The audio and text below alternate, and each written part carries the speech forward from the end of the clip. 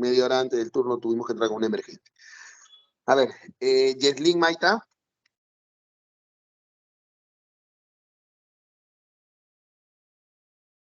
Yeslin no está todavía. Juan Carlos Mamani. Presente, doctor, buenos días. Abigail Manco. Uy, tampoco no está, se quedó dormido. Víker Matamoros. Doctor, buenos días, presente. Buenos días. Natalie Méndez. Presente, doctor, buenos días. Catherine Montalbán. Presente, doctor, buenos días. Buenos días. María Morales. Ángel Morales. Rosa Muñoz. Presente, doctor, buenos días. Doctor, buenos días. Disculpe, soy María Morales. No funcionaba mi micro. Ok, ya María está bien. Gracias. Isabel Nakamura. Presente, doctor, buenos días. Buenos días. Catherine Navarro. Presente, doctor. Buenos días. Buenos días. Alexandra Nina Quispe. Presente, doctor, buenos días. Ya, y Lady Noriega. Presente, doctor, buenos días. Doctor, buenos días. Hola, ¿quién es, porfa? Manco. Ya, bueno, bien. Bueno, muy bien. Ya, chicos, a ver, vamos a hablar con el doctor Olazabal, me va a dar minutos de su tiempo. Vamos a tratar de acabar de todas maneras antes de las 9 de la mañana. Voy a tratar de ser lo más puntual posible. Bueno, la idea de todas las clases teóricas, o por lo menos las clases teóricas que yo realizo, es que ustedes puedan quedarse con los, vamos a decir así, puntos más saltantes, ¿no? La teoría, lo pueden leer en los libros, en los textos, en las revistas. Sin embargo, hay datos puntuales que a mí me interesa que a ustedes se les quede grabados. Entonces, la idea de mi clase es siempre tratar de resaltar esos datos que a mí me interesa que a ustedes se les quede grabados, que espontáneamente se les pueda quedar en su cabeza cada vez que tengan que resolver algún caso o estén enfrentando alguna situación con un paciente en su práctica clínica diaria. Entonces, esta es la idea. Desde el punto de vista, vamos a decir así, de nuestra especialidad, bueno, por eso es que nutrición en cirugía o esta clase usualmente se coloca como dentro de las primeras clases porque viene a ser una importante base dentro de lo que es la escalera terapéutica dentro de nuestra especialidad. Hasta hace algunos años, ¿no? No muchos años atrás, todavía se creía o se tenía al aspecto nutricional como parte de un proceso o de un manejo alternativo en el cual no se le tomaba mucha importancia en el paciente quirúrgico o en el paciente operado. El día de hoy sabemos que una de las partes más fundamentales dentro del manejo del paciente quirúrgico, desde el preoperatorio incluso y sobre todo en el postoperatorio, está relacionado a la nutrición. La mayoría de complicaciones que se presentan dentro de nuestro campo quirúrgico, dentro de nuestros pacientes, casi todas están relacionadas a un mal diagnóstico nutricional o habiéndolo advertido, no haberle dado el soporte necesario para ello, ¿no? Las infecciones de heridas, las dehiscencias de sutura, las evisceraciones, las infecciones intrahospitalarias, todo, absolutamente la mayoría de factores, por ejemplo, hace poco que hemos visto en el seminario, los factores que condicionan o que desfavorecen los procesos de cicatrización están relacionados a los procesos de nutrición. La charla de hoy básicamente ha tomado como referencia las guías de la Sociedad Europea de Nutrición Enteral y Parenteral, que vamos a decir así, a nivel mundial, esta sociedad significó un primer eslabón en cuanto a lo que es el conocimiento de la nutrición clínica, no solamente para cirugía general, sino para todas las especialidades a nivel mundial, ¿no? Específicamente para cirugía. Los datos que vamos a presentar el día de hoy son específicamente para nuestra especialidad, pero tengan en cuenta que la nutrición clínica está abocada para cada especialidad. En los últimos años, o en esta última época con el tema de la pandemia, básicamente la mayoría de estudios está referido a la nutrición clínica en el paciente respiratorio y sobre todo al paciente en el estado post-COVID. Muy bien. ¿Cómo es que están interrelacionados o cómo es que se relacionan una especialidad médica y una disciplina de la salud, como es la nutrición?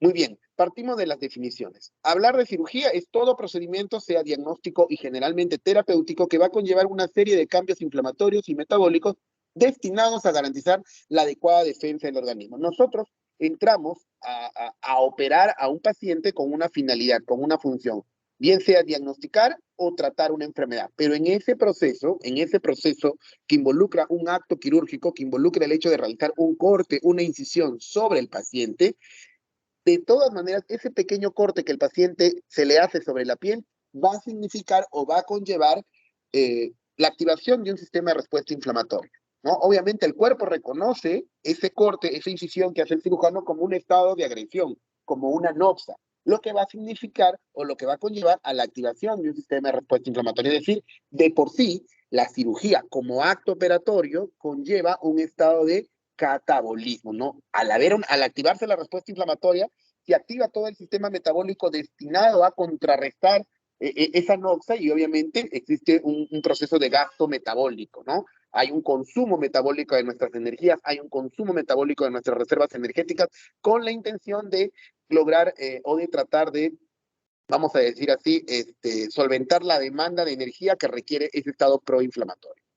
La nutrición, bueno, la definición antigua de la OMS se hablaba de que la nutrición era simple y llanamente la ingesta de los alimentos en relación a las necesidades dietéticas del organismo, ¿no? Que es una definición bastante simple. Sin embargo, al día de hoy, o bueno, ya en estas últimas épocas, la nutrición ya no se ve como un estado simplemente de ingesta de alimentos, sino va más allá, al estado metabólico. Estamos hablando ya a un estado celular o un estado molecular, en el cual la nutrición se conoce como el proceso biológico a partir del cual el organismo va a asimilar los alimentos y los líquidos necesarios para el crecimiento, funcionamiento y mantenimiento de las funciones vitales, ¿no? Nosotros vivimos, nosotros crecemos, nosotros desarrollamos todas nuestras actividades metabólicas basales, nuestras funciones vitales, gracias a que tenemos una maquinaria en nuestro cuerpo que va desde lo más pequeño, desde lo celular o molecular, con la intención de brindar energía. Nosotros consumimos nutrientes para poder obtener la energía necesaria para realizar todas nuestras funciones metabólicas, tanto inferiores como superiores, y con ello poder, pues, vamos a decir así, ser complementarios como un ser vivo. Entonces, la cirugía de por sí predispone, voy a poner el puntero, permítame, opciones de puntero. La cirugía, como ya les señalé entonces, predispone alteraciones del estado nutricional. O sea, de por sí, desde el momento en que nosotros realizamos el corte o una incisión a un paciente, nosotros activamos un sistema de respuesta inflamatoria y obviamente este sistema de respuesta inflamatoria activado va a conllevar al consumo de energía. Si nosotros consumimos nuestra energía, si nosotros consumimos nuestras reservas, ya estamos generando una alteración del estado metabólico y del estado nutricional. Recordemos que nosotros, para que conllevar un metabolismo adecuado, tenemos que mantener un equilibrio entre lo que consumimos y lo que producimos. El anabolismo y el catabolismo deben mantenerse en equilibrio. Cuando por algún motivo nosotros perdemos este equilibrio, como por ejemplo en las reacciones inflamatorias o en las respuestas inflamatorias, en donde el catabolismo es mayor que el anabolismo, obviamente esto va a conllevar alteraciones del estado nutricional. Entonces, la cirugía como acto operatorio, predispone a alteraciones del estado nutricional. Ojo, no solamente debido al propio procedimiento de base. O sea, nosotros entramos a operar a un paciente porque tiene alguna enfermedad. Por ejemplo, un paciente con apendicitis aguda. Ya de por sí, la apendicitis aguda, que es una condición, un abdomen agudo quirúrgico, es una condición que ya predispone al paciente a un estado de consumo de energía, ¿no? Consumo de las reservas energéticas. Si a eso le sumamos al propio acto operatorio como tal, obviamente el paciente ya entra a un estado de hipercatabolismo que lo predispone de por sí a una alteración del estado nutricional. O sea, todo paciente quirúrgico tiene una alteración del estado nutricional por dos factores. Uno, el tema de la patología de base por la cual la vamos a tratar, y otro por el hecho del acto operatorio como tal. Por ello se deduce, o a partir de ello se deduce, la importancia de la intervención nutricional como parte del tratamiento en todos los pacientes postquirúrgicos.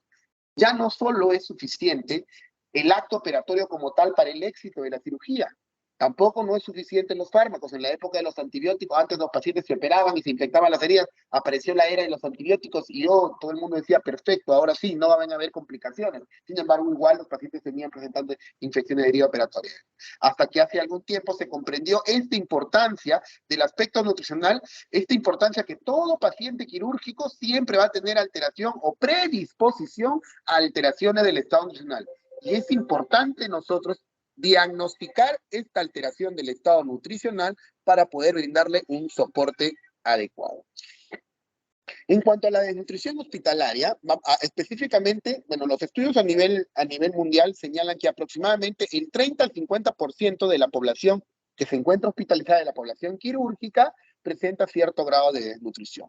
Los datos, vamos a decir así, a nivel nacional, ya en nuestra realidad, en nuestro país, el doctor José Binatea y el doctor Luis Poggi, ex miembro de las sociedades más importantes de cirugía en nuestro país, como son la Sociedad de Cirujanos Generales y la Sociedad de Cirugía Endoscópica, ambos desarrollaron un estudio de desnutrición en el Hospital Guillermo Almenara, ¿no? El ex-IPS, hoy ex-Salud, ¿no? En donde se determinó que el estado de desnutrición en nuestro país, en el paciente quirúrgico, era aproximadamente el 42%. Esta cifra se correlaciona completamente con los estados, perdón, con los valores a nivel mundial. Es decir, a pesar de ser considerados un país, vamos a decir así, del tercer mundo, nuestros índices de desnutrición hospitalaria en el paciente quirúrgico más o menos van relacionados con el estándar mundial. En la actualidad conocemos que la desnutrición hospitalaria nos lleva a una serie de condiciones, a una serie tiene una serie de consecuencias, vamos a decir así, como son las alteraciones de los mecanismos inmunológicos de defensa, el aumento de infecciones, el aumento de la estancia hospitalaria, hay una mayor mortalidad y esto incide en los costos hospitalarios. Entonces, a partir de este conocimiento en el cual se llega a la conclusión de que las alteraciones del estado nutricional predisponen a la mayoría de complicaciones quirúrgicas, es que se creó, bueno, en primer lugar, a nivel mundial se creó la Sociedad Europea de Nutrición Enteral y Parenteral, y esta Sociedad Europea comenzó a tener brazos, vamos a decir así, o filiales en casi la mayoría de continentes, y a nivel latinoamericano se creó la famosa Federación Latinoamericana de Nutrición Parenteral y Enteral, que es más conocida como la FELAMPE. La FELAMPE todos los años desarrolla talleres de nutrición clínica, bueno, dependiendo para cada especialidad, ¿no? A estos talleres de nutrición clínica se le conoce como TNT, Terapia Nutricional Total, TNT, y todos los años, repito, existen talleres que organiza la FELAMPE dirigidos a cada especialidad, ¿no? Una vez por año se realizaba, por ejemplo, para los cirujanos, y en estos talleres de TNT o de terapia nutricional, lo que buscaban o lo que se buscó era que, en este caso, el cirujano aprenda o pueda inmiscuirse en este proceso del conocimiento de los aspectos nutricionales relacionados específicamente a las complicaciones quirúrgicas, diagnosticarlas y corregirlas. Es decir, hacer de que la nutrición sea parte de nuestro esquema terapéutico en todo paciente quirúrgico. Muy bien. Este cuadrito rápidamente lo que trata es de resumir cómo es que la respuesta inflamatoria conlleva a un estado o alteración del estado nutricional. Cuando se activa el sistema de respuesta inflamatoria a nivel molecular, lo que va a haber o lo que va a existir es una liberación tanto de hormonas como de citoquinas proinflamatorias, ¿no? Las citoquinas proinflamatorias más conocidas, la interleuquina 1, la interleuquina 6, el factor de necrosis tumoral alfa. Y dentro de las hormonas de estrés o hormonas proinflamatorias tenemos el glucagón, las catecolaminas, el cortisol y la renina, que son las famosas hormonas de estrés. Todas ellas van a generar como respuesta o su respuesta va a ser la activación de ciertos procesos metabólicos con la intención de obtener energía disponible libre en la sangre. Entonces se activa la glucogenólisis, ¿no? Nosotros sabemos que el glucógeno en el hígado es nuestra mayor reserva de glucosa.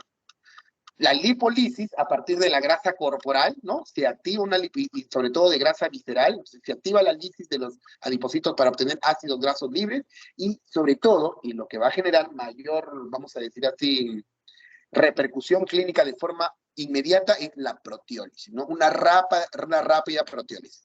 El glucógeno es la reserva de glucosa que se encuentra en el hígado. La grasa corporal y la grasa visceral es parte de nuestra reserva energética de ácidos grasos, y en nuestros músculos se encuentra nuestra reserva de proteínas. Entonces, lo que hacen estas hormonas es activar la lisis de estas reservas energéticas, con la intención de tener aminoácidos y ácidos grasos libres, tener glucosa disponible en sangre, y que esto en forma paralela genera resistencia a la insulina, ¿no? ¿Para qué se genera la resistencia a la insulina? Para que la glucosa no se meta a las células y permanezca disponible en la sangre, para que pueda ser utilizada como sustrato energético para poder, vamos a decir así, solventar la energía que se necesita en esa respuesta inflamatoria. Entonces, todos estos mecanismos que tienen como función de llevar energía disponible libre son como consecuencia de un estado proinflamatorio. Y este estado proinflamatorio en el paciente quirúrgico va a estar condicionada por la patología de base, pero también por el acto operatorio en sí.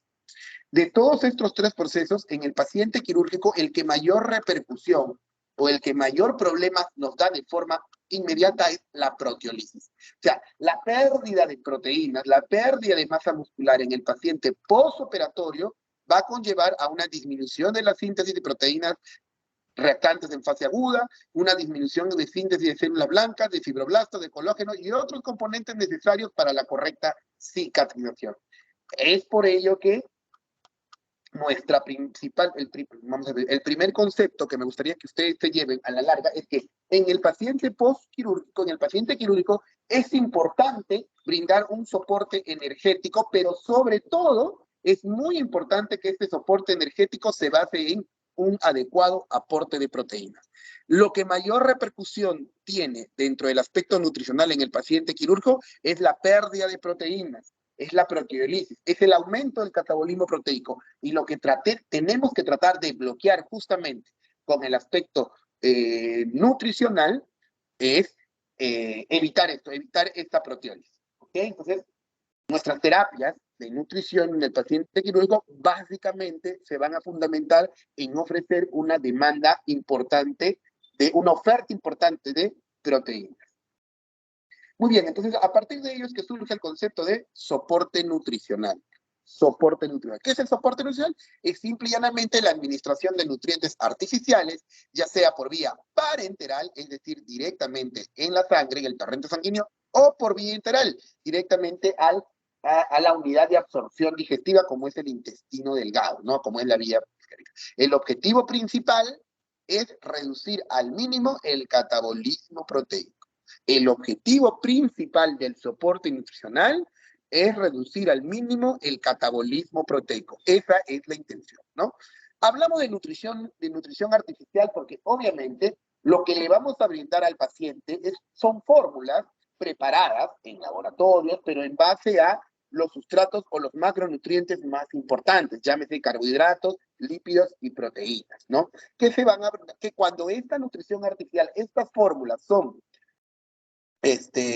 llevadas directamente al tubo digestivo, se le conoce como nutrición enteral, y cuando estas fórmulas son llevadas directamente al torrente sanguíneo, se le conoce como nutrición parenteral. Muy bien, ¿cuáles son los objetivos del soporte nutricional? Disminuir la incidencia de nutrición calórico-proteica hospitalaria, disminuir la morbimortalidad hospitalaria, mejorar el índice costo-beneficio en el soporte nutricional, garantizar la calidad terapéutica, disminuir la estancia hospitalaria. Entonces, nuevamente repetimos, de todos estos objetivos, lo más importante es disminuir la incidencia de nutrición calórico-proteica. Métanse en la cabeza. O sea, lo más importante dentro de los objetivos del soporte nutricional en el paciente quirúrgico es evitar el catabolismo proteico y disminuir la incidencia calórico-proteica, es decir, la pérdida de energía en base a proteínas, ¿no? Eso es ¿por qué?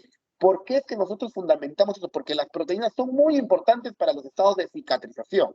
Entonces, si no tenemos proteínas, lamentablemente nuestro adecuado proceso de cicatrización en el paciente postquirúrgico no va a dar lugar, no se va a llevar a cabo con éxito, y eso es lo que buscamos romper.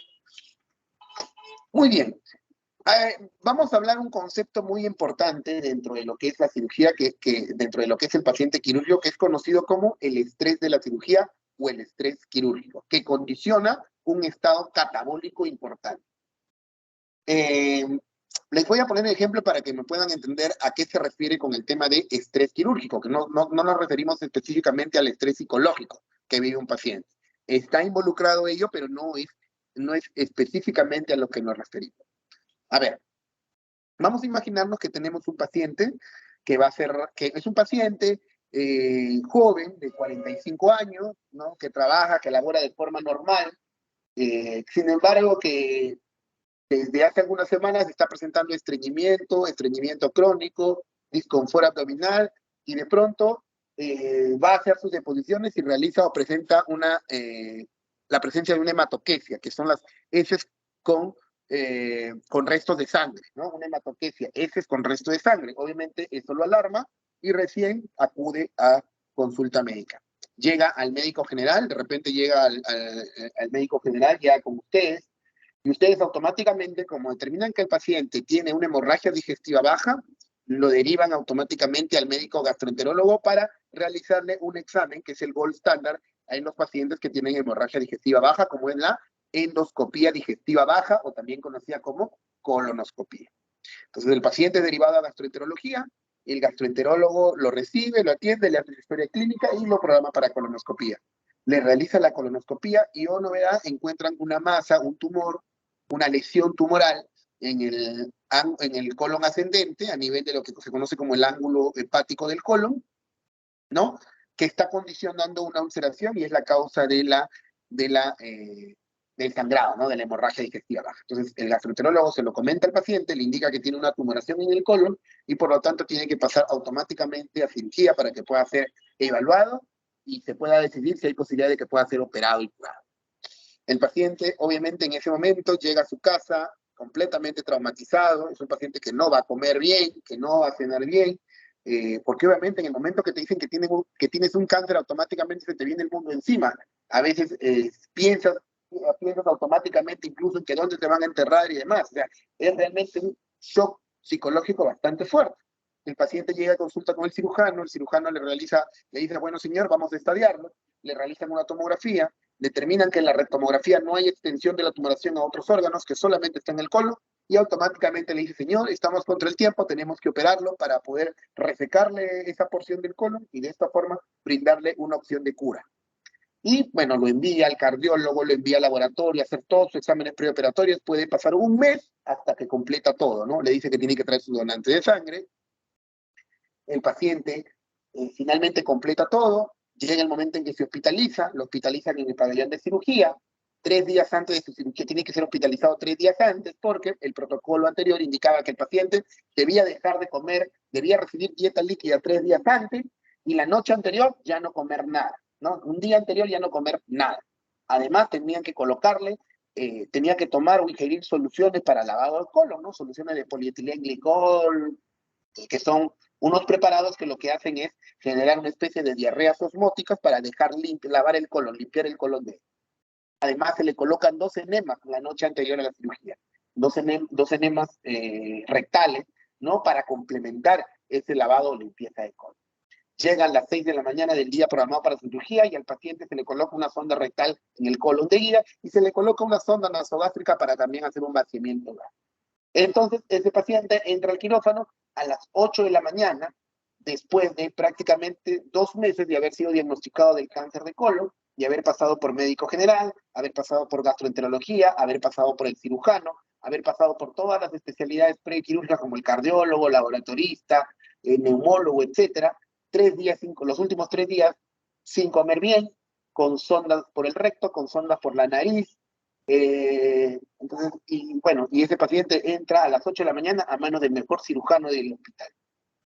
Y se le realiza una cirugía exitosa, una hemicolectomía derecha ampliada, con anastomosis primaria, exitosa. El cirujano sale a dar la indicación al familiar de que todo ha sido un éxito, que probablemente se espera una buena evolución. Sin embargo, al segundo o tercer día, el paciente presenta una dehiscencia de la sutura, ¿no? Se presenta una fístula, hace infección de herida operatoria, hace una peritonitis, al 4º día está reingresando a sala de operaciones, se realiza una colostomía, sin embargo se encuentra un síntoma herencial, el paciente se viscera, se ventra, y bueno, y luego después de muchas complicaciones, el paciente pues incluso pasa a la unidad de cuidados intensivos, en donde recién el intensivista revela el grave estado de desnutrición calórico-proteica que presenta este paciente. ¿Por qué? Porque en ninguna de sus etapas, desde que inició su proceso, desde que llegó a manos del médico general, nadie habló de brindarle un soporte nutricional o enviarle una interconsulta nutricionista para ver ese tema. Porque siendo este paciente o habiendo este paciente sido sometido a todas esas circunstancias que conllevaron al famoso estrés quirúrgico. Entonces, que comenzaron, entonces, a eso es cuando nos referimos al estrés de la cirugía. O sea, que el acto operatorio como tal en el paciente involucra un estado psicológico y físico que conlleva a que, de todas maneras, el paciente va a presentar alteraciones del estado nutricional. Por condiciones propias, pero también por condiciones brindadas por el propio médico, el hecho de colocarle las sondas, el hecho de no darle de comer 3 días antes. Entonces, a raíz de eso es que las propias sociedades de nutrición, enteral y parenteral a nivel del mundo comenzaron a crear programas dirigidos para los cirujanos con la intención de disminuir este estrés quirúrgico. Se creó el famoso programa ERAS, ¿no? Que en la actualidad, ¿no? Bueno, vamos a decir así, está algo de moda dentro de lo que es el círculo de los cirujanos, hablar del programa o del protocolo ERAS, que son las siglas en inglés de cirugía, recuperación mejorada después de la cirugía, que como les señalo, tiene como finalidad o como objetivo reducir el estrés de la cirugía.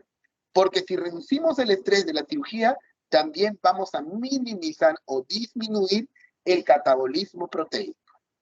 Dentro del protocolo ERAS existe también un protocolo Fast Track que es específico para cirugía colorectal. ¿Qué comprende el protocolo ERAS? Comprende una serie de aspectos dentro de los que están involucrados la preparación y la medicación postcirugía, el balance hídrico, la analgesia y técnicas anestésicas, el soporte nutricional, que es lo que nos interesa de este protocolo, la movilización precoz y deambulación. Todos estos son los aspectos involucrados dentro de lo que es el protocolo ERAS. Dentro de lo que es el aspecto nutricional, que es lo que a nosotros nos interesa, por ejemplo, el protocolo ERAS recomienda en la actualidad que es necesario brindar una sobrecarga de carbohidratos a los pacientes, una sobrecarga de carbohidratos en el paciente, y que es innecesario el ayuno prolongado. Que es suficiente mantener un ayuno de, por ejemplo, en el caso de que vayamos a brindarle sólidos, de no más allá de las 6 horas antes de la cirugía, y podemos brindarle líquidos hasta 2 horas antes del acto operatorio, porque el vaciamiento gástrico se va a dar. Y en esa ingesta de líquidos, por ejemplo, 2 horas antes de la cirugía, debemos darle una sobrecarga de carbohidratos. Esto es a nivel preoperatorio. A nivel intraoperatorio, por ejemplo, ¿qué repercusión tiene sobre el aspecto nutricional? Por ejemplo, aunque pueda parecer contradictorio, el uso de anestésicos de vida corta. ¿Cómo el uso de anestésicos de vida corta dentro del intraoperatorio puede tener una repercusión sobre el estado nutricional del paciente quirúrgico? ¿Qué es lo que ocurre? Cuando los anestesiólogos utilizan anestésicos de vida larga, básicamente los relajantes musculares, lo que va a ocurrir es que estos relajantes musculares, como efecto secundario, desarrollan en el paciente postquirúrgico lo que se conoce como el hilio prolongado. Hilio es la detención de los movimientos peristálticos del intestino. Entonces, y hablamos de hilio prolongado cuando este hilio se puede presentar hasta 48 o 72 horas después del acto operatorio. Entonces, ¿qué pasa? Operamos un paciente, de repente, por ejemplo, vamos a hacer una cirugía de una colecistectomía, ¿no? Hacemos una colelab, y el paciente durante su anestesia utilizaron anestésicos o relajantes musculares de acción prolongada. Entonces, este paciente sale del acto operatorio, despierta, va a hacer la recuperación, va a su habitación. Al día siguiente que queremos darle su alimentación, queremos darle su dieta, en el examen físico encontramos que ruidos hidroaéreos abolidos. Entonces, eso es una contraindicación para iniciar la nutrición. ¿Por qué? Porque si le damos de comer y no hay peristaltismo, lo que va a pasar es que el paciente lo va a vomitar. Incluso se puede aspirar y pueden haber una serie de complicaciones. Entonces, lamentablemente, tenemos que esperar hasta que aparezcan los ruidos hidroaéreos. Pero si este paciente en este paciente han utilizado relajantes de vida larga, lo que va a ocurrir es que este hilio se puede prolongar incluso hasta dentro de las 72 horas. Y son 72 horas que no le vamos a dar de comer al paciente y son 72 horas que el paciente tiene que obtener su fuente de energía para su metabolismo basal de sus reservas. Y la primera reserva que se va a ver afectada, o la más importante, como hemos dicho, es el catabolismo proteico, las proteínas de los músculos. El paciente automáticamente va a disminuir masa muscular y van a comenzar a aparecer las complicaciones, ¿no? Las infecciones intrahospitalarias, los defectos en la cicatrización, las dehiscencias de suturas, etc. Entonces, a nivel intraoperatorio, es por ello que el protocolo ERAS recomienda el uso de anestésicos de vida media corta para poder prevenir el hilio prolongado. Y a nivel postoperatorio, vamos a decir así, utilizar profilaxis para náuseas y vómitos, es decir, es necesario como parte de un protocolo, brindar tratamiento, así el paciente esté anestesiado, incluso esto desde que el paciente esté anestesiado, brindarle medicamentos que eviten las náuseas y los vómitos, el retiro precoz de catéter, estímulo de la motilidad digestiva, utilizar los famosos procinéticos. Bueno, todavía esto es algo que los cirujanos, algunos cirujanos todavía no, vamos a decir así, no lo adoptan como parte de su estrategia, como es el uso de los procinéticos, ¿no? Algunos cirujanos tienen temor de utilizar la metoclopramida, la domperidona, el levosulpirida, que son fármacos procinéticos que estimulan la motilidad digestiva, porque creen que esa estimulación digestiva puede generar que nuestras suturas se abran, que sobre nuestras suturas vaya a haber mayor presión, y eso no es así. Eso ya está demostrado que no es así. El uso de procinéticos, por el contrario, lo que va a favorecer es que el paciente recupere rápidamente su peristaltismo y pueda iniciar una dieta lo más tempranamente posible. Lo ideal es que un paciente, después de 6 horas de haber sido operado, pueda reiniciar su dieta o su nutrición. Pero bueno, entonces, en resumen, ¿cuáles son los aspectos nutricionales del protocolo ERAS? Integrar la nutrición en todo el manejo del paciente, evitar largos periodos de ayuno preoperatorio, restablecer la alimentación oral tan pronto como sea posible, comenzar el tratamiento nutricional precozmente, control metabólico, reducir los factores que exacerban el catabolismo relacionado con el estrés o empeoran la función gastrointestinal, minimizar el uso de agentes paralíticos, relajantes musculares en el tratamiento ventilatorio del paciente postoperatorio y una movilización temprana para facilitar la síntesis proteica y función muscular. Esto también es un aspecto importante que indica el protocolo ERA, la deambulación precoz, la movilización precoz del paciente. La estimulación de la síntesis proteica y de la función muscular, o sea, un aspecto que va a condicionar ese hecho de que el paciente pueda sintetizar proteínas, que se estimule la síntesis de proteínas, es que el paciente se mueva, que el paciente realice actividad física, que los músculos se contraigan. Porque si los músculos no se contraen, si los músculos se quedan retenidos, obviamente el cuerpo reconoce que no hay la necesidad de brindarle energía a los músculos porque estos están quietos. Y obviamente va a priorizar las reservas energéticas para otro sector del cuerpo. Entonces, la movilización temprana lo que va a hacer es facilitar la síntesis proteica y la función muscular y con ello también evitar la pérdida de masa muscular. Muy bien, ¿qué pasa en el preoperatorio entonces? Bueno, en general, el ayuno no solamente en el preoperatorio, sino en el post-intra y en el postoperatorio, eso se conoce como el ayuno perioperatorio, es innecesario en la mayoría de casos. La idea es evitar largos periodos de ayuno. Se dice que en el preoperatorio, como ya les adelanté, podemos brindar líquidos hasta 2 horas antes y sólidos hasta 6 horas antes. Ojo, siempre y cuando no exista riesgo de aspiración. Es decir, obviamente, si estamos con un paciente adulto mayor, de repente portador de sonda nasogástrica, o un menor de edad, obviamente en ellos, un pequeñito, un infante, en ellos sí existe riesgo de aspiración. Pero en pacientes o un paciente, por ejemplo, que tenga un trastorno neurológico, como la enfermedad de Parkinson, o demencia senil, o el mal de Alzheimer, entonces, en esos pacientes donde existe riesgo de aspiración, no podemos ejecutar esta recomendación. Pero en todos los demás, se pueden tomar líquidos claros hasta 2 horas antes de la anestesia y sólidos hasta 6 horas después. Esta recomendación de las guías del SPEN tiene un nivel de confianza de hasta el 97% y un grado de recomendación del tipo A. Es decir, es una recomendación prácticamente por unanimidad, ¿no? O sea, prácticamente todos los nutricionistas y cirujanos del mundo la recomiendan. Esto es un aspecto muy importante que se está tratando de cambiar dentro de la mentalidad, no solamente del cirujano, sino sobre todo del anestesiólogo, porque el anestesiólogo es el primero que pone trabas. Entonces, en la actualidad ya los tiempos han ido disminuyendo, porque bueno, les digo, yo he hecho mi residencia hace 10 años, hasta hace 10 años, la norma decía que el paciente que entraba a sala no podía entrar tenía que estar en ayuno por lo menos 12 horas antes, ¿no? Ojo que ya había bajado bastante, porque les hablo que en la época de los cirujanos, estamos hablando de unos 20, 30 años atrás, era 24 horas antes, pero ahora, en la actualidad, bueno, hace 10 años era 12 horas y ahora es por lo menos 6 horas. Lo que buscamos es que por lo menos nos permitan darle líquidos 2 horas antes.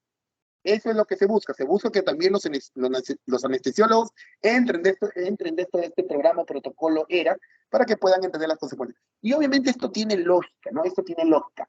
¿Por qué los anestesiólogos dicen de que el estómago tiene que estar completamente vacío? Obviamente porque durante el proceso de intubación, cuando uno intuba a un paciente y en el estómago hay contenido gástrico, este contenido gástrico puede refluir y generar aspiración, es decir, que ese líquido vaya a los pulmones y generar una neumonía aspirativa. Ese es el temor de los anestesiólogos.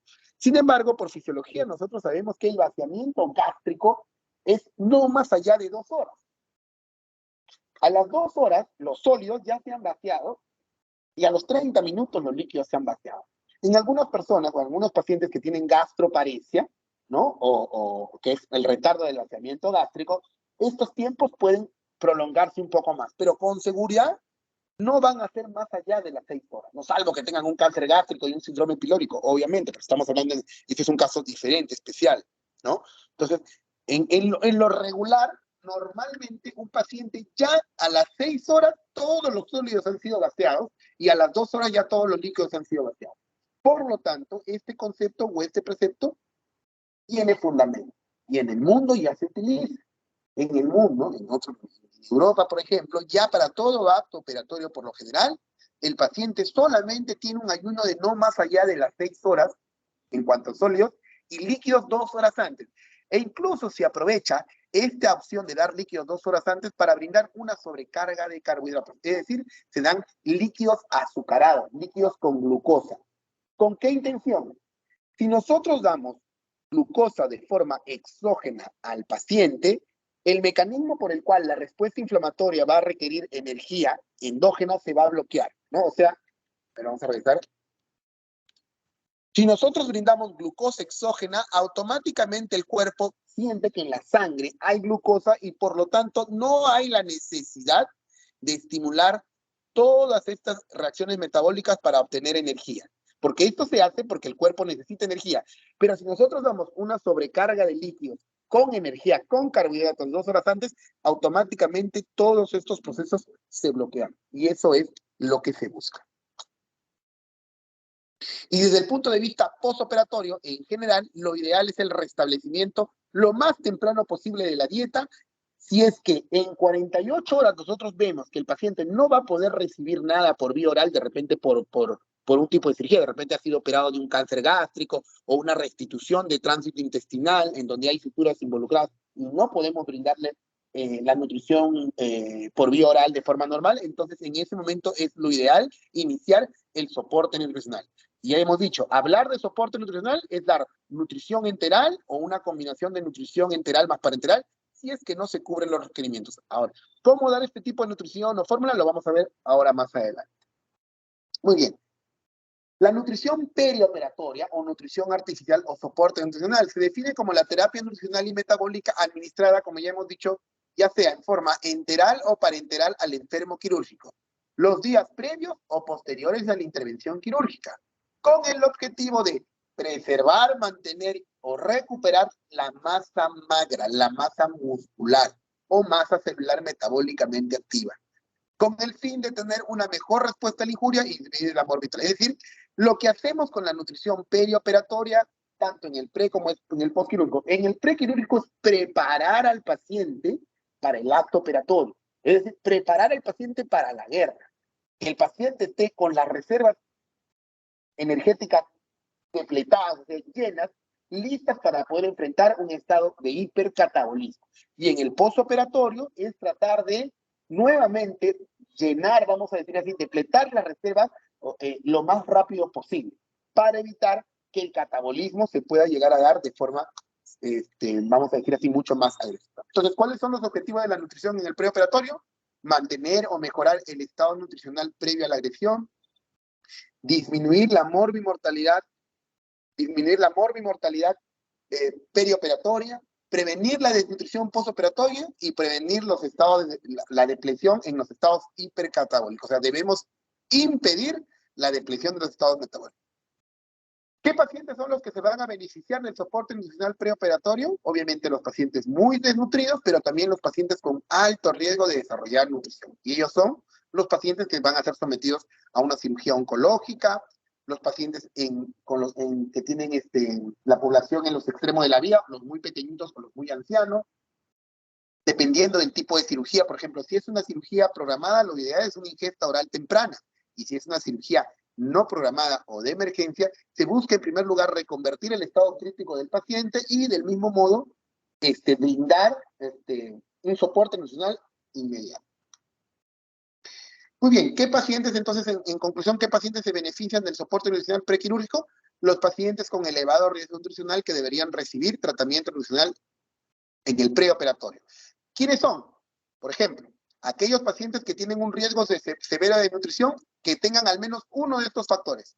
Una pérdida de peso mayor del 10 al 15% durante 6 meses, un IMC menor de 18.5, una valoración global subjetiva del tipo C o índice de riesgo nutricional mayor de 5, esto lo vamos a ver acá más adelante. Estos son escalas de valoración, son, vamos a decir así, historias clínicas, vamos a decir, dirigidas para valorar el estado clínico nutricional del paciente, lo vamos a ver más adelante, y esto es un patrón bioquímico, albúmina menor de 30.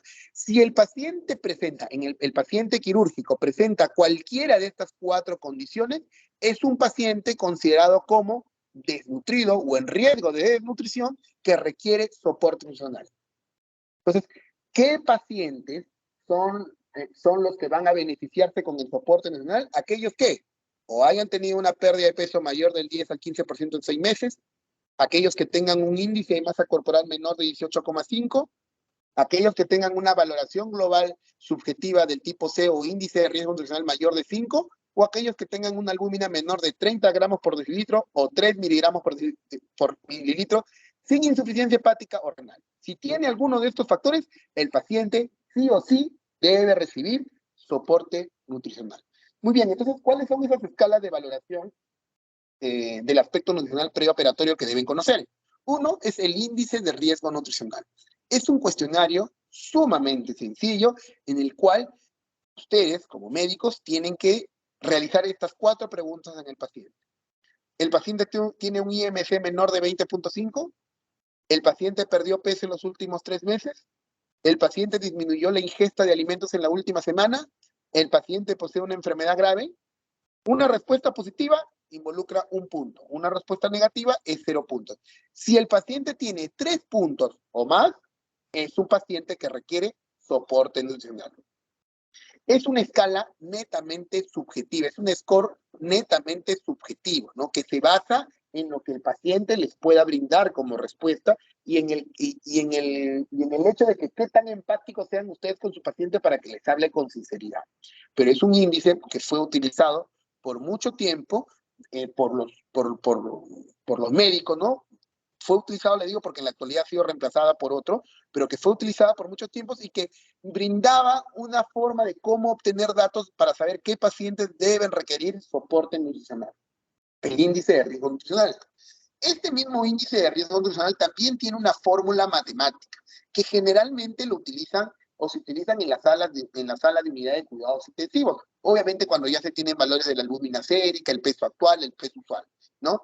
Sin embargo, nosotros o ustedes como médicos generales, lo importante es que ustedes reconozcan y aprendan la parte clínica, ¿no? Entonces, ustedes están en una consulta médica rutinaria, normal, ojo, no solamente para el paciente quirúrgico, ¿no? Sino para cualquier tipo de paciente, pero seguramente deben hacer mayor énfasis en el paciente postoquirúrgico. A todo paciente que ustedes saben que va a ser operado y que llega a su consulta, lo ideal es que ustedes le hagan un índice de riesgo nutricional para determinar su riesgo de desnutrición o no y pueda ser llevado a un especialista. Por ejemplo, en el caso del ejemplo del paciente del colon que llegó, ustedes, bueno, si hubiese llegado a manos de un médico general como ustedes, tienen la obligación de realizar este índice de riesgo nutricional y en paralelo, así como lo derivaron al gastroenterólogo, también debieron haberlo derivado al nutricionista.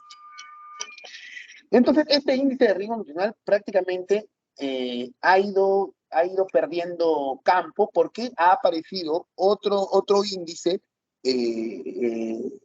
mucho más, que no solamente se basa en cuestionarios, sino también en un examen físico. Ha sido patrocinado, vamos a decir así, o ha sido elaborado por la FELAMPE, ¿no? a partir de un consenso, que se conoce como la valoración global subjetiva, que es una escala o es un cuestionario, como dice acá, estructurado y validado para la mayor parte de la población, basado no solo en la interpretación clínica, no solamente en los síntomas, ¿no? El índice, el INRS, el índice de riesgo nutricional, el NRS, perdón, solamente se basa en parámetros clínicos de síntomas del paciente, pero no en parámetros físicos, no se basa. Cuando hablamos siempre de síntomas, hablamos de lo que el paciente nos pueda decir. Y eso es un aspecto subjetivo, porque depende de lo que el paciente nos diga. Sin embargo, cuando ya entramos a nosotros examinar a un paciente, ya entramos un poco a un campo objetivo. La valoración global subjetiva combina ambas, ¿no?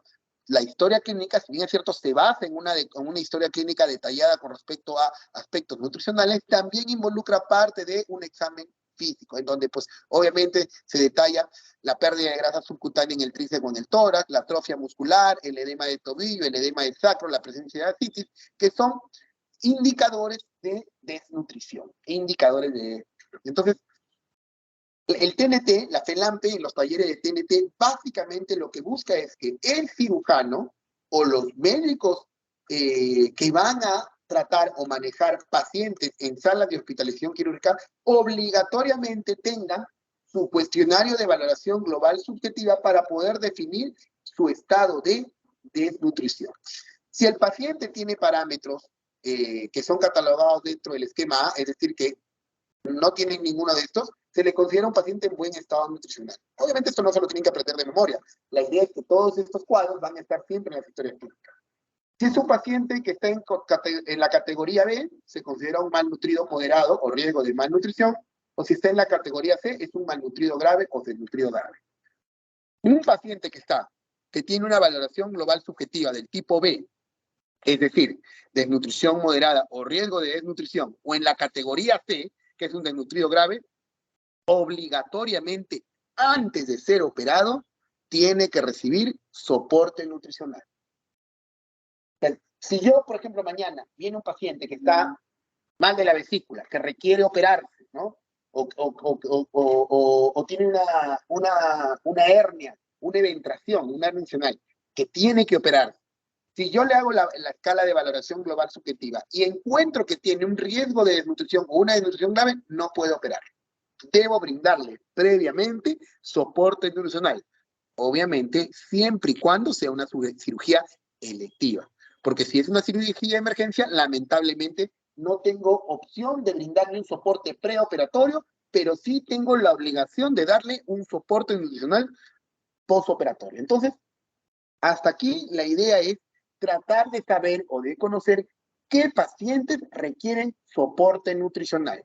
Y uno de los mecanismos, uno de los métodos, bueno, es o con el índice de riesgo nutricional, que es algo más sencillo, o con la valoración global subjetiva, ¿no? La FELAMPE y en los talleres de TNT lo que recomiendan es que utilicemos la valoración global subjetiva como cuestionario de screening para determinar el estado nutricional del paciente. Obviamente ya el nutricionista, el intensivista, se va a ir ya a parámetros bioquímicos, ¿no? Va a medir la cantidad de proteínas o de albúmina que hay en la sangre, en la hemoglobina, ya va a parámetros bioquímicos algo más específicos. Para ustedes, como médicos generales, para nosotros como cirujanos, es suficiente conocer la escala de valoración global subjetiva.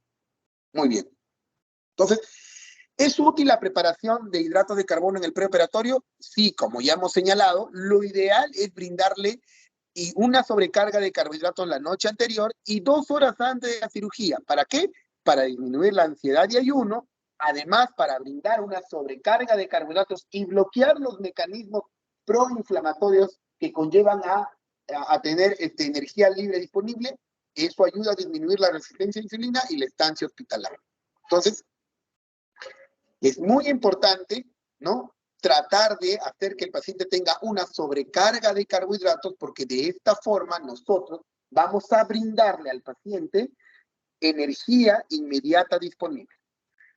Podemos darle de beber 800 mililitros de una bebida azucarada la noche anterior y 400 mililitros antes de la cirugía. Por lo general son bebidas, vamos a decir así, al 20%, es decir, por cada 100 mililitros por cada 100 mililitros de, vamos a decir, de bebida, de líquido, podemos dar 20 gramos de azúcar, ¿no? Que más o menos son un par de cucharaditas. Esto no está recomendado, obviamente, en diabéticos mal controlados, sobre todo si tienen la más famosa gastroparesia diabética, porque obviamente en estos pacientes el vaciamiento gástrico va a estar retardado. Si no es posible darle una sobrecarga de carbohidratos por vía oral, podemos utilizar también la vía endovenosa, ¿no? Administrando infusiones de dextrosa directamente a la vena en la noche anterior y hasta 2 horas antes de la cirugía. Entonces, ¿es útil la preparación metabólica de alto mercado? Sí, no solamente es útil, sino que es recomendada. ¿Cuándo empleamos las sondas nasoorales o nasoenterales en el preoperatorio? Cuando encontramos que un paciente requiere soporte nutricional porque está desnutrido o tiene riesgo de desnutrición, tenemos que utilizar sondas nasoenterales para poder brindarle nutrición enteral. Un claro ejemplo de estos, o un grupo de pacientes que nos puede ejemplizar esto, son los pacientes oncológicos. Todo paciente oncológico que va a ser sometido a una cirugía abdominal mayor, un paciente de por sí, por su antecedente o por su enfermedad de fondo, es un paciente o desnutrido o con riesgo de desnutrición. Por ejemplo, un paciente que vamos a hablar del cáncer de colon. Ese paciente, de forma obligatoria, tiene que recibir soporte nutricional. Y dentro de el protocolo para el manejo nutricional de pacientes oncológicos, la fórmula recomendada para ellos, como vamos a ver más adelante, son las fórmulas inmunomoduladoras o también conocidos como inmunonutrientes. Fórmula inmunomoduladora o inmunonutrientes. Esta fórmula inmunomoduladora o inmunonutrientes se tiene que dar por vía oral. Lamentablemente, estas fórmulas inmunomoduladoras son hiperosmolares, es decir, tienen una alta carga osmolar. Por lo tanto, si la quieren tomar por vía oral, la mayoría no la va a poder tolerar y las va a terminar vomitando. Entonces, ¿qué hacemos para poder brindar estas fórmulas para que puedan ser recibidas por el paciente? Tenemos que brindarlas necesariamente por vía sonda, ¿no? Entonces, le tenemos que colocar, es una justificación para dar sondas, para colocar sondas en el preoperatorio, tenemos que colocarle a los pacientes sondas para que puedan recibir sus fórmulas inmunomoduladoras o sus inmunonutrientes 5 a 7 días antes de la cirugía. Y luego del acto operatorio, continuar con 5 o 7 días más. En total, lo que se recomienda es brindar este soporte con inmunonutrientes de por lo menos 14 días. 7 días antes y 7 días después. Entonces, como esta fórmula específica no puede ser dada por vía oral debido a su alta carga osmolar, es necesario brindarlo por medio de sondas. Es una de las pocas justificaciones que tiene el uso de las sondas en el preoperatorio. O sea, si vamos a colocar sonda a un paciente, no es para aspirar el contenido gástrico o hacerle un lavado gástrico, como era antes. Si vamos a utilizar una sonda en el preoperatorio, tiene que ser necesariamente solo y únicamente para brindar soporte nutricional. Y un caso específico, o un ejemplo específico, es el uso de fórmulas inmunomoduladoras o inmunonutrientes en el paciente oncológico. Cuando empleamos nutrición parenteral, es decir, la fórmula inyectada directamente a la vena en el preoperatorio, cuando, bueno, le damos eso en pacientes desnutridos o con alto riesgo de desnutrición, cuando no se pueden alcanzar sus requerimientos por vía enteral. Este es otro concepto que quiero que se lleven. La nutrición parenteral solamente se utiliza cuando no es posible llegar a los requerimientos con solamente la nutrición enteral. Por ejemplo, en este paciente oncológico, en que le hemos dado o le estamos dando inmunonutrientes por vía enteral y que a pesar de ello el paciente no lo tolera por completo o no podemos brindarle los requerimientos necesarios, es decir, la cantidad necesaria para completar su tasa metabólica basal, en esta circunstancia podríamos utilizar la nutrición parenteral en el preoperatorio. La nutrición parenteral en el preoperatorio nunca es la primera opción. Nunca es, vamos a decir así, la primera arma como parte del soporte nutricional. Siempre es nuestra última opción. Siempre es nuestra última arma a seguir. Nosotros en el preoperatorio tenemos que, el orden es el siguiente. Primero, tratar de que el paciente pueda tolerar todo por vía oral, es decir, nutrición normal. Si no se puede, debemos dar nutrición enteral con fórmula. Y si no podemos o no llegamos a los requerimientos, recién debemos utilizar la nutrición parenteral. La nutrición parenteral nunca es nuestra primera opción, siempre es nuestro último recurso. En pacientes malnutridos, por ejemplo, podemos utilizar la nutrición parenteral, pero generalmente o la utilizamos en combinación con la nutrición enteral o la podemos utilizar sola siempre y cuando la nutrición enteral no ha brindado o no cumple los requerimientos, no nos permite completar los requerimientos. Y en el postoperatorio, del mismo modo. Lo ideal es iniciar en el postoperatorio con nutrición enteral o con una combinación de ambas. Pero la nutrición parenteral por sí sola nunca es primera opción. Entonces, la nutrición parenteral generalmente lo damos en pacientes con complicaciones postoperatorias que alteran la función gastrointestinal y que no pueden recibir y absorber cantidades adecuadas de alimentación tanto por vía oral o por vía enteral en al menos 7 días. Solamente en estas condiciones, cuando el paciente no puede recibir su suplemento, su soporte por vía oral o por vía enteral, llegamos a la nutrición parenteral. La nutrición parenteral en pacientes bien nutridos y con ingesta oral no supone ningún beneficio. Ya. Si un paciente puede comer por su boca o puede recibir fórmula por vía oral o vía enteral, no supone ningún beneficio el brindarle nutrición parenteral. No supone ningún beneficio. Ojo, por favor, grábense eso. ¿En el postoperatorio es necesario interrumpir la vía oral tras la cirugía? No. En general, lo ideal es mantener la ingesta oral sin interrupciones. Sin embargo, seguramente van a haber casos especiales, ¿no? Que va a depender mucho de la tolerancia individual, por ejemplo, en pacientes que hacen hilio prolongado por el uso de anestésicos de acción larga. Esos pacientes seguramente que tienen hilio, no podemos darle la dieta de forma temprana porque obviamente nos van a vomitar. O de repente el paciente que hemos operado de una gastrectomía total por un cáncer gástrico, obviamente el paciente no tiene estómago, tiene una anastomosis esófago-yeyunal. Obviamente, si le damos de comer rápidamente por la boca, lo que podemos hacer es que esos alimentos pasen por la zona de la sutura y aumente la presión y puedan haber dehiscencia. Entonces, dependiendo del tipo de cirugía y dependiendo la tolerancia individual del paciente, lo ideal es no interrumpir la vía oral. Los líquidos claros se podrían iniciar horas antes tras la cirugía en la mayoría de los pacientes. Anteriormente, hace algunos años también existía un concepto que que el día de hoy ya es equivocado, ¿no? Con respecto a, se decía de que mientras más alejado de la boca haya sido la cirugía, por ejemplo, una cirugía, hablamos de, por ejemplo, cirugía de esófago, cirugía de estómago, cirugía de duodeno, cirugía de yeyuno, cirugía de ilion, cirugía de colon y cirugía de recto. Si nuestra cirugía había sido de esófago o de estómago, el paciente decía, ¿no? Teníamos que mantenerlo en ayuno por lo menos 10 a 15 días. Si la cirugía había sido de duodeno, 7 a 8 días. Si la cirugía había sido de yeyuno ilion, 5 días. Si la cirugía es de colon, 3 días. ¿No? Entonces, mientras más alejado estemos de la boca, nuestra cirugía podíamos brindar en menos tiempo el ayuno premensal. Era una cosa lógica, ¿no? En la actualidad sabemos que no puede ser así. Independientemente de dónde se haya realizado la cirugía, lo ideal es brindar a un paciente alimentación, o sea, que el paciente no se mantenga en ayuno más de 72 horas del postoperatorio, porque se ha demostrado que un paciente que está en ayuno más de 72 horas es un paciente que entra en autocatabolismo. Entonces, si no le podemos dar por la boca o no le podemos dar porque tiene una sutura, le colocaremos una sonda que bypaseará la zona de sutura y por ahí le brindaremos fórmula enteral. Bueno, vamos avanzando. Entonces, por ejemplo, y cuando tenemos que bypasear zonas de sutura, zona de, por ejemplo, una sutura gástrica, ¿no?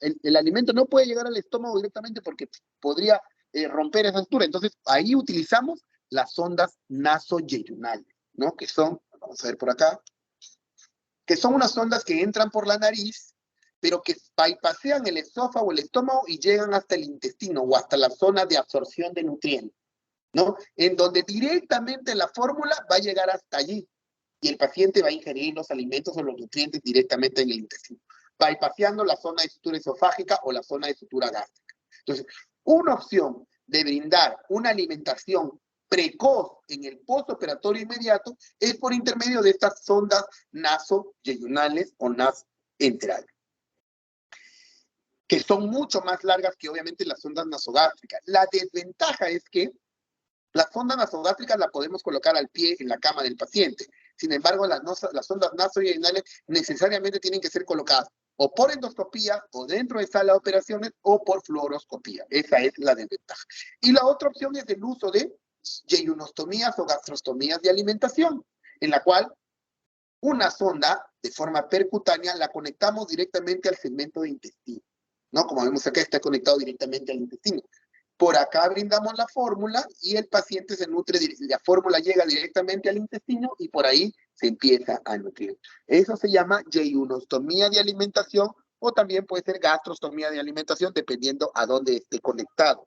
Entonces, estas son dos formas, ¿no? Tanto la utilización de sondas nasoduodenales como la utilización de yeyunostomía de alimentación, dos formas de cómo brindar nutrición enteral en el paciente postquirúrgico o postoperatorio. Muy bien. Entonces, ya sabemos que el paciente, tanto en el preoperatorio como en el postoperatorio, necesita soporte nutricional. Pero, ¿cómo se lo vamos a dar? ¿Qué tipo de fórmula le vamos a dar? ¿Cómo va a ser la distribución de nutrientes de esa fórmula y cuáles son las necesidades energéticas? ¿Qué hora es? Nos queda 10 minutos, ya vamos a avanzar rapidísimo. Bueno, necesidades energéticas. La ecuación de Harris-Benedict es una ecuación que lo que busca determinar o estimar es el gasto calórico en reposo, o la famosa tasa metabólica basal. Es decir, ustedes son operados, o bueno, tienen un paciente que es operado, que el día de mañana obviamente no se va a mover, va a estar en su cama, pero el paciente requiere energía para completar sus funciones vitales, sus funciones metabólicas básicas, como son respirar, masticar, hablar, todo eso involucra gasto de energía, involucra la necesidad de energía. Entonces, a esa energía que se utiliza para poder cumplir las funciones metabólicas, las funciones vitales, etcétera, se conoce como tasa metabólica basal. Y tiene una fórmula que se basa en el peso, en la talla y en la edad del paciente, multiplicado por una serie de factores. Es distinto para los varones y es distinto para las mujeres. Entonces, esta ecuación de Harris-Benedict nos va a dar un valor. Existe también una fórmula empírica, ¿no? Más o menos el valor o la fórmula empírica solamente toma como parámetro el peso del paciente y nos dice que más o menos un paciente, la tasa metabólica basal o la necesidad energética de todo paciente en reposo es de 30 a 35 kilocalorías por kilo de peso. Es decir, un paciente que pesa 70 kilos, por ejemplo, que es un peso más o menos normal o estándar, va a requerir 70 por 30, 2100. 2100 a más o menos 2400 kilocalorías por día en 24 horas. Entonces, si ustedes tienen un paciente que lo van a operar y que al día siguiente no le van a dar de comer, bueno, no puede comer, ustedes tienen que garantizar que ese paciente reciba 2100 kilocalorías para que pueda nutrirse de forma adecuada, para que el paciente pueda completar su requerimiento metabólico basal y no requiera y no utilice sus reservas energéticas de los músculos, de las grasas, etc. Un ejemplo rápido para que me puedan entender. Ustedes tienen de repente su abuelito en casa que de repente pues por el paso de los años ya no trabaja, está un poco deprimido y bueno, cada día lo ven que come mucho menos. Y de pronto hacen un cálculo de lo que come. Su abuelito de repente es flaquito, pesa 60 kilos. 60 por 30, 1800. Su abuelito requiere 1800 kilocalorías para que por lo menos se mantenga, para que no baje de peso, para que no consuma sus reservas energéticas. Entonces, ¿qué hacen? Ven, pero de repente su abuelito en su desayuno apenas toma un cafecito con medio pancito, con queso. Entonces, hay una tabla energética de los alimentos, ¿no? Cuando ustedes lean esa tabla energética de alimentos, sabrán que un pan con queso más o menos te ofrece 300 a 350 kilocalorías. Un café azucarado, bueno, el café no ofrece ninguna caloría, pero el azúcar sí, más o menos serán 150, 100 kilocalorías más. Entonces su desayuno, 450 kilocalorías. En el almuerzo apenas come un poco de la carne, un poquito de arroz, un poquito de sopa. Un buen almuerzo más o menos tiene 800 kilocalorías. Entonces de repente el abuelito come la mitad, 400 kilocalorías. 450 el desayuno más 400 del almuerzo, 850. Y en la cena apenas toma una mazamorrita con una galletita que serán otras 400 kilocalorías más. En total, 1250 kilocalorías. Su abuelito, que requiere 1600 kilocalorías para completar su gasto energético basal, sus requerimientos basales, solamente consume con su dieta 1200 kilocalorías. Tiene un déficit de casi 400 kilocalorías. Entonces, obviamente, su abuelito va a seguir bajando de peso. Va a seguir bajando de peso porque va a utilizar su energía a partir de su reserva energética. ¿Qué es lo que tienen que ustedes hacer? Lo que ustedes tienen que hacer es darle soporte nutricional para que pueda completar estas 400 kilocalorías que le faltan. ¿Le van a dar más comida? Probablemente el abuelito no las vaya a comer. Tienen que darle una fórmula que con pocas cantidades ofrezca esa cantidad de kilocalorías. ¿Qué fórmula? Ahora la vamos a ver. Todas las fórmulas que le den para empezar tienen que tener un reparto de nutrientes. En el paciente quirúrgico, el reparto de nutrientes que se ha calculado es, tiene que tener el 20% de proteínas, 30% de lípidos y 50% de carbohidratos. Todo paciente quirúrgico que va a ser operado, dentro de la fórmula que vaya a recibir, el reparto de nutrientes tiene que ser 20% proteínas, 30% lípidos, 50% de carbohidratos. ¿Y qué tipo de fórmula van a escoger? ¿No? Dependiendo del tipo de soporte que le van a dar, sea soporte enteral o soporte parenteral. La nutrición enteral precoz es efectiva y bien tolerada, con disminución de complicaciones infecciosas y mejoría de la cicatrización de las heridas en menor escala. La nutrición enteral siempre es la primera elección. Acá la flecha está equivocada, acá la flecha debería ser utilizada, acá, me he equivocado, acá debería ser. El más utilizado, el más recomendado es la nutrición enteral y no la parenteral. Ojo, repito, acá en la diapositiva me he equivocado, la flecha va acá. El soporte enteral es el más utilizado porque es efectivo y bien tolerado y disminuye las complicaciones infecciosas postquirúrgicas. Por lo tanto, la nutrición parenteral se debe emplear solo si existe contraindicación absoluta en la utilización del tracto gastrointestinal o cuando no se cubren los requerimientos. Muy bien, ¿qué tipo de fórmula? Las fórmulas enterales tienen características importantes en función a su osmolaridad, a su densidad calórica, a su contenido proteico, ¿no? Hay fórmulas hipertónicas, isotónicas, hipotónicas, hipercalóricas, normocalóricas, hipocalóricas, hiperproteicas, normoproteicas, hipoproteicas. Una fórmula estándar es una fórmula que es isotónica, normocalórica y normoproteica. Es decir, que tiene entre el 18% de proteínas, que por cada mililitro de fórmula te da una kilocaloría, eso es normocalórica, y que tiene menos de 300 miliosmoles por litro. Esta es una fórmula estándar, es decir, una fórmula que va a ser bien tolerada por la mayoría de la población. Y la fórmula estándar más conocida en el mercado es la famosa fórmula polimérica, que, bueno, en el mercado tiene muchos nombres, pero el más conocido es el de la empresa Abbott, que se conoce como Ensure. El Ensure es una fórmula polimérica, no es una leche, es una fórmula polimérica estándar, que tiene proteínas más o menos entre el 18 al 20%, es una proteína normoproteica, es normocalórica porque ofrece 1 kilocaloría por mililitro de fórmula y además tiene 300 miliosmoles. Entonces, su abuelito, que tiene un déficit energético de 400 kilocalorías, si ustedes le dan 400 mililitros del Ensure, con ello están completando sus requerimientos. Esta botellita de Ensure tiene 220 mililitros. Es decir, le dicen que tome una botellita en la mañana y que tome una botellita en la noche y con eso le han dado soporte nutricional a su abuelito y él va a recuperar peso o va a ganar peso o por lo menos no va a seguir perdiendo peso. Esa es la idea, esa es la fórmula más simple o más sencilla de dar soporte nutricional. Obviamente en el hospital lo hacemos en macro. No vamos a dar, pues, serán bolsas grandes de 2.000, 2.500 kilos, de 2.500 de fórmula, se dan por sonda, pero esencialmente es lo mismo. Determinamos cuál es el déficit calórico del paciente y en función a ello le damos una fórmula especial, que generalmente es una fórmula estándar, que es una fórmula ideal para la mayoría de pacientes. ¿Existen fórmulas especiales? Existen fórmulas especiales, como la fórmula oligomérica, pero la fórmula especial más importante es la fórmula inmunomoduladora o inmunonutriente. Ojo, esto no es una fórmula estándar, esto es una fórmula especial. La fórmula estándar es la fórmula polimérica, pero en el hospital casi siempre utilizamos fórmula polimérica, salvo en algunos casos en que requerimos fórmula especial como son los inmunonutrientes. ¿En quiénes utilizamos inmunonutrientes? Hemos dicho, en el paciente que va a ser sometido a una cirugía mayor por cáncer. Entonces, como parte del protocolo, las fórmulas inmunomoduladoras tienen una serie vamos a decir así, de características que están en relación, por eso se llaman inmunonutrientes, a mejorar la inmunidad del paciente. ¿Cuáles son estas fórmulas inmunadoras? Son fórmulas en base a glutamina y arginina, que son aminoácidos esenciales, ácidos grasos omega 3 y nucleótidos. Entonces, en pacientes que van a ser sometidos a cirugía mayor por cáncer, brindamos una fórmula especial. ¿Qué fórmula especial? Fórmulas o sustratos inmunomoduladores. Ya habíamos adelantado.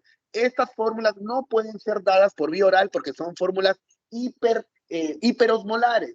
Por lo tanto, deben ser brindadas por sonda nasogástrica. Ahí en las dispositivas, les voy a pasar la clase, no se preocupen, están en detalle cada una de las propiedades de estas fórmulas inmunomoduladoras. Y bueno, rápidamente, como ya habíamos adelantado, la nutrición parenteral solamente está diseñada cuando la nutrición enteral no es posible darla por un problema propio de la cirugía, un problema anatómico, o cuando esta fórmula, esta nutrición enteral no cumple los requerimientos. Entonces, entre esas circunstancias, como última opción, vamos a la nutrición parenteral. Que existen dos tipos. La nutrición parenteral periférica, que se da a través de un catéter periférico, es de baja osmolaridad porque generalmente solo brindamos uno de los 3 macronutrientes, o solamente damos un aporte de lípidos, o solo proteínas, o solo carbohidratos. Entonces, como la osmolaridad es baja, podemos brindarlo a través de una vena periférica. Y la nutrición parenteral total o nutrición parenteral central, que tiene una alta osmolaridad porque aquí, en esta bolsa, están involucrados los 3 macronutrientes, carbohidratos, lípidos y proteínas. Por lo tanto, debido a su alta osmolaridad, tienen que ser directamente inyectados en una vena central o en una vía central. Muy bien, chicos. Ya estamos con la hora, con las justas 9. Doctor. Sí, ya entiendo. Bueno, les voy a pasar a la delegada la charla para que la puedan repasar. Cualquier duda o consulta ya la vemos en nuestra siguiente clase. Bueno, chicos, ya, entren nomás con la doctora Lazábal. Doctor, Doctor, muchas gracias. Ya. doctor, Sí. buenas tardes. Chicos, por favor, vayan ingresando a la otra reunión. Doctor, buenos Doctor. días. Doctor, ¿me escucha? Sí, dígame. Sí, doctor, buenos días. Yo soy Morales Toribio Ángel. Doctor, he tenido un inconveniente al momento de iniciar la reunión con el tema de mi señal, pero sí he estado en la clase presente. Ya, te voy a considerar tardanza de todas maneras. Ya, ok. Doctor, Listo. ¿Alguien más que llega tarde? Maita. May. Sí, doctor. Ya. Ya, Morales, Maita. Ya. ¿Alguien más? Ya, vayan a la reunión con el doctor Lazábal. Listo, gracias. Ya, chicos, nos encontramos. Hasta luego. Gracias, doctor. Hasta luego.